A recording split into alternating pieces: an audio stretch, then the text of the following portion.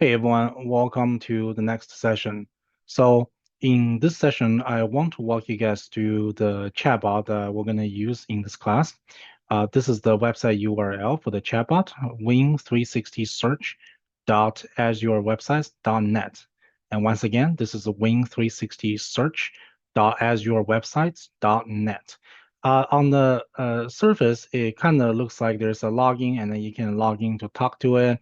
Obviously, as you can see from the style of user interface, it's designed using Gradio. And then behind the scene, most of the stuff is done by Python. It's actually built by myself. So I service this to the public, and anyone can register a username, things like that. So it's pretty much up there for you to use for free. No real difference between ChatGPT or Anthropic Claude. The real difference is that this is free, right? Because I provision this and you can use it however you want. So if you don't have account, which I assume most of you don't, you can register here. Simply put in your username, preferred email, name, password, so on and so forth. Once you register, you can go to login and you can enter. So I'm gonna log in with my own. And then after that, I'm going to hit login. You'll be able to see this kind of user interface. On the left-hand side, you can select different model if you want to, but Clock Sonnet 4 is perfectly fine. If you want to go to Opus 4 or 4.1, perfectly fine as well. If you want to go 3.7, 3.5, that's also fine. So uh, the purpose for this video is to give you guys the access to this user interface and to show you guys a little bit of exercise that we're gonna do using this chatbot. So name of the game is to use a chatbot as your coding assistance to help you navigate how exactly are you supposed to interact with the data. End of the day, you're gonna be doing some data science stuff and hopefully the chatbot is there at the tip of your finger to help you out with it. Now, of course, if you use ChatGPT, it's pretty much the same thing. You can get away with ChatGPT, but for the sake of this exercise, I'm going to use something that I built myself. So let's go to a Colab notebook. You can very simply just search Colab, and then the first thing pop up, Google Colab, you can click on that, and then you can customize it however you want. Of course, this assume that you logged in, right? This assumes that you logged in, and then you can edit this however you want. So I already did that. As you can see here, this is an empty Python notebook, and then there's a sample data that is the folder here that's pre-built that comes along with this Colab notebook, right? So it's right here in this environment. And what we're going to do is we're going to try to analyze this data a little bit, right? So you pick one, right? Any one you want. In this case, I'm going to say housing data. So California housing train, and then this is the data that I can open. There's rows, there's columns, right? So columns are longitude, latitude, housing median age, right? So on and so forth, all the way to median housing value. So obviously, it takes a little bit of domain knowledge. The median housing value is a numerical number, right? 66,000, 80,000, 85,000. You can think of this as just like a continuous variable. And then after you watch a linear regression session, this should make perfect sense. But for the time being, let's say you don't know much about the theory of linear regression model. You just want to build a quick model, something quick and dirty, to get a quick understanding of how exactly is this data, right? Is there any predictive power using these features, such as median age of the house, total rooms, total bedrooms, to be able to predict the housing value, right? Is there any predictive power? If there is, what is the confidence level that we're talking about, right? So those are the kind of questions that you want to think about, that you should be able to think about if you were a data scientist. So if that's the case, then you need to build some basic model, right? So if you know the syntax, of course, you can say something directly by yourself. If you know the syntax from scikit-learn, import, whatever, linear regression, right? Whatever that is. But let's say you don't know the syntax at all, then that's what this chatbot comes in, right? So this is how I would do it. Obviously, there's more than one way, but this is how I would do it. So I will probably pick this path. That's what I will start with. And then I will say something like this. I have a data set that is in this path, and then I will put the path there. It is a CSV file, and I want to use Python to read this CSV file and build a linear regression model. And then obviously linear regression model requires you to know what the target variable is, so what the explanatory variables are, right? So target is obviously median housing value. So median underscore house underscore value. So I'm gonna say the target variable is median house value, which is a column in the CSV.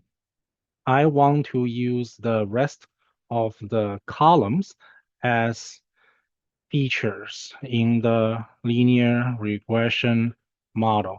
If I don't specify anything and just hit it like that, you'll probably use scikit-learn because that's the most common framework people use to build linear regression. So of course you can try it like that. We can try here as well. And you can say send, right? It's going to make an API call. It's going to hit the model clause sonnet 4 and then it's going to answer the question. And hopefully, they give us a snippet of Python code, right? So that's how this works. And then let's take a look at the response. It says, oh yeah, I'll help you create a linear regression model using California housing data, blah, blah, blah. And here's the Python code.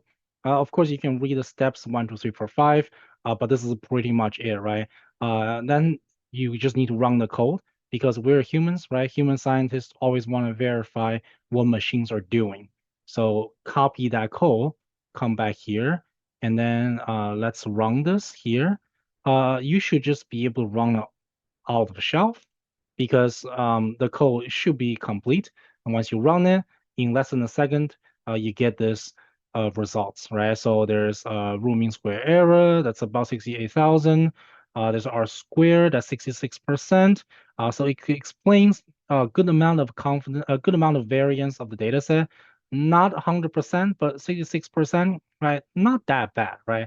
And then there's also feature importance, coefficient, things like that. So obviously, this is requires a little bit of a tailoring. I wouldn't call this feature importance because as a statistician, we know that this is just a coefficient. Coefficient doesn't necessarily mean it's accurate, right? It just means it's the linear association between this feature and the target variable. So I would not call this importance, but the fact that I know this is because I have a stats background. I know a little bit about statistics, and that's what I want you guys to think about, right? There are things that's being written here that are not necessarily correct, right? So as a human scientist, obviously you want to recognize that. So here are a couple of things you want to fix, right? So I'm going to go ahead, I'm going to say I want to fix this. So I don't think this is correct. I'm referring to this line of print statement after I run the code. And then you can put the thing here, feature importance, which gives me coefficients. And I don't think um, this means feature importance, right? So something like that is definitely highly crucial because I want to correct this. Um, so I need to tell the computer what exactly is that I consider to be the important feature, right? So I think you need to use keystat. I want you to use another Python package, right? There's other Python package out there, SciPy or whatever, right? So I'm just gonna leave it like that. That's something for the computer to figure out. I'm not saying this as how it should work. I'm saying this as how I want it to be for the sake of this exercise because I want to see what the computer chooses if I don't give that much instruction. Okay, so I'm just gonna leave like that, right? I said, hey, here's something that's not correct. Please improve it, right? So in the end, I say, give me updated new script. And then you just hit send. And then hopefully this moment, it will take my message and then respond to that. Hopefully it will give me something that is different, right? Something that is different from coefficient. Because right now we are using coefficient as feature importance. And feature importance is literally just a print statement, right? So obviously, this I will probably consider this as a mistake that should be improved. So let's see how it's improving for us. Maybe the t-stat, there you go, t-values, p-values. That's what we mean by feature importance. There you go, it got it, right? It got it. So let's copy that and then let's go down here. Let's put the code here, and then we should just be able to run again. And then in a few seconds, it should be able to print this out, and it should be able to give us this kind of artifact, right? So hopefully somewhere here, there's a feature importance. This is a p-value. Those that have low p-value have a higher importance. So those have a low p-value, obviously it has a higher importance. And then that's what we consider statistically significant, right? And then here is another table that is more complete. That is the OLS regression results. And I believe this is using a slightly different package. So stats model, there you go. So it's something different than scikit-learn, right? Stats model, and then this gives us this entire table, right? So this gives you much more detailed results about the linear regression, and you get pretty much this entire table off the shelf, right? You get F statistics that measures how well this whole regression model works. You get an R square. R square is pretty high, 63%. So that's not that bad. And then you get this nice table here with the coefficient and also with standard error, right? The less standard error is in comparison to coefficient, the higher the t-value is, because t-value is just coefficient divided by standard error. And obviously, the smaller the p-value is. And then you also get this confidence interval here, which is pretty nice, right? So you get this entire table off the shelf if you just use the stats model package. So this pretty much helps you understand how well this data set is, or how good this data set is, right? If you want to use a couple of features to predict the median housing value, this is pretty much how accurate you're gonna get. So that's the analysis part. Now let's look at the now let's look at a little a visualization. So for example, you can say now I want to uh, create some visualization using Python code. I have uh, longitude and latitude. So I have to say this, longitude and latitude in the columns. I want to plot a map using these two features, and I want a scatter plot with circles. The radius of the circles should be defined using the median house value column. Give me Python code to do this. So I did not actually tell what kind of package I need to use. So hopefully that's something that the large language model will be able to figure out. But I give it an actual command about what exactly is that I'm trying to achieve, right? Which is plot a plot, and the plot is a map, and the map has circles, right? And the circles, it's a representation of the location and housing value, right? So let's see if we can do this off the shelf, right? I haven't done anything yet. I'm literally just copy and paste the code here. Hopefully this is correct, right? So we have a scatter plot and then we have a color, right? And then let's see how well this looks. Hopefully it looks like a grid. Boom, there you go, right? So I think this is pretty much correct, right? Because California is on the west coast and left-hand side of this is just water, right? It's the ocean. So these looks pretty much correct. And housing value is color-coded. The higher the number, the more yellow the circle is, right? And then otherwise it's purple. And then the radius also is bigger, whereas the a smaller value, the radius of the circle is smaller. So this makes perfect sense because on the West Coast, like Silicon Valley, right, these are expensive houses. So I will say this flaw makes perfect sense. So there you go. In a few iterations, I have a pretty well-rounded analysis of this data set. and then I pretty much know a good amount of things about this data set, right? I can predict housing value, right? I know the location, so on and so forth. I can pretty much have a good understanding of how to really guess or how to really predict the housing prices, right? You can even say, hey, we're going to do a k-means cluster. We're going to k-means cluster by the prices, right? Or by the locations, longitude and latitude, right? And then using those k-means, we can build its own iterations of linear regression, right?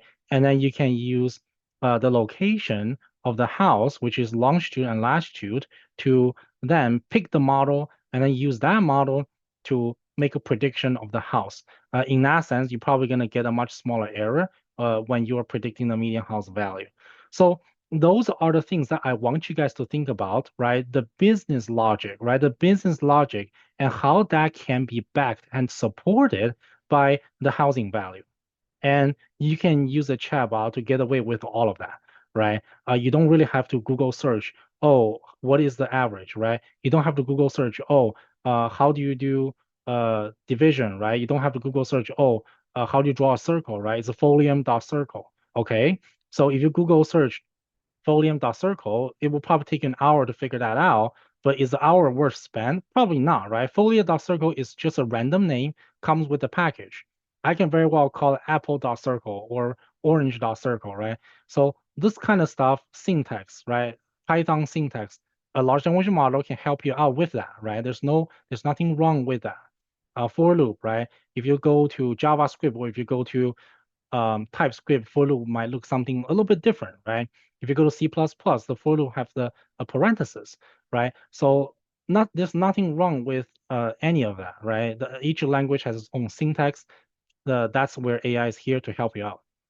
So after that, you can save this notebook onto a GitHub repo, and then in the end of a submission, just make sure you attach that GitHub repo in the submission form. So there you go. Hopefully this is a good episode for you guys. Hopefully this episode sheds some light to help you guys understand how to use chatbot, how to use AI to help you address and help you quickly establish some of the potential understanding and interpretation of how good a data set is. Thank you for watching, and I'll see you in the next session.